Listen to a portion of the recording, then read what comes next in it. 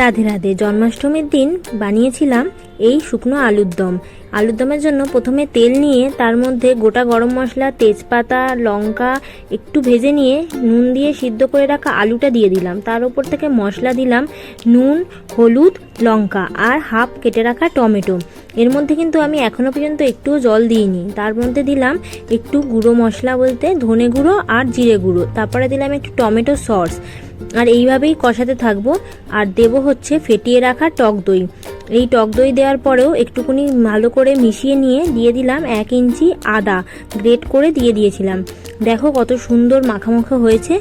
এবারে একটুখানি জল দিয়েছিলাম যাতে একটু সামান্য কাই হয় আর মশলাগুলো আলুর ভেতরে ঢোকে। উপর থেকে একটু গোটা গরম মশলা ছড়িয়ে দিলাম, তারপরে ধনেপাতা দিয়ে সাজিয়ে দিলাম। ব্যাস, একদম রেডি। আর খেতেও খুব সুস্বাদু হয়েছিল।